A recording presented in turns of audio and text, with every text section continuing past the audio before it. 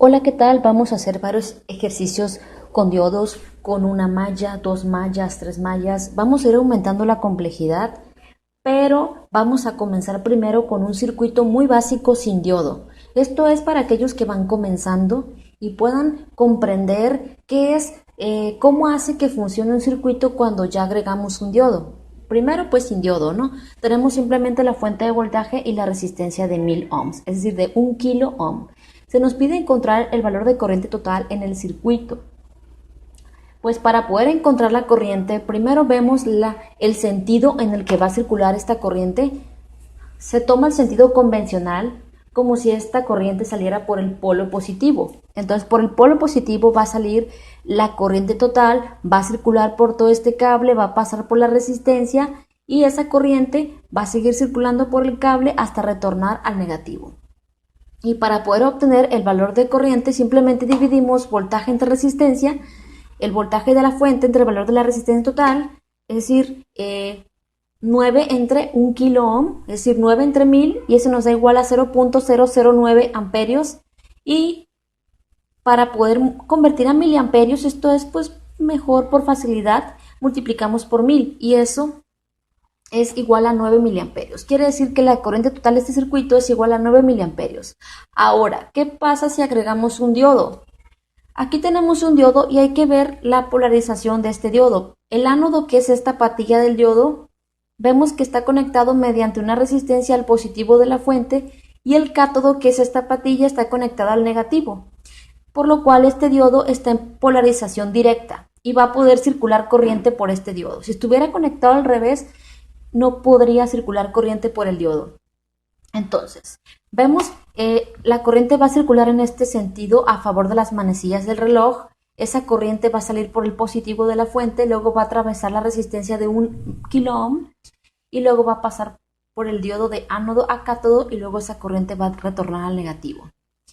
Pero si queremos obtener la corriente total del circuito, vamos de igual manera a dividir voltaje entre resistencia, pero tenemos que considerar el voltaje del diodo, es decir, vamos a restar el voltaje del diodo. ¿Y cuál es el voltaje del diodo? Bueno, los diodos de silicio tienen un voltaje de aproximadamente 0.7 voltios. Quiere decir que estos diodos, para poder funcionar, para poder dejar pasar la corriente, tenemos que aplicar un voltaje de aproximadamente 0.7 voltios. Entonces, y vemos que la corriente va a circular de esta manera por el diodo de ánodo a cátodo. La flecha, el sentido de la flecha de la corriente del circuito debe de coincidir con la flecha del diodo. Entonces, la corriente se obtiene dividiendo voltaje entre resistencia, pero no vamos a dividir simplemente 9 entre 1000, sino que a 9 le vamos a quitar el voltaje del diodo. Es decir, al voltaje total de la fuente le vamos a quitar el voltaje del diodo y vamos a dividir esa resta entre la resistencia. Es decir, VT, que es el voltaje total, menos VD, que es el voltaje del diodo, entre R. Esto que dice aquí VR significa voltaje en la resistencia y esto que está aquí VD significa voltaje en el diodo. Como este es un circuito en serie, estos 9 voltios se van a repartir en el voltaje en la resistencia y en el voltaje del diodo. Por lo cual, si el diodo necesita 0.7 voltios aproximadamente, quiere decir que el voltaje restante va a caer en la resistencia. Quiere decir que la resistencia va a tener aproximadamente 8.3 voltios. Pero bueno, vamos a resolver este circuito. Primero vamos a encontrar el valor de corriente. A los 9 voltios le vamos a quitar el voltaje del diodo, que es 0.7 voltios aproximadamente, y vamos a dividir entre 1000.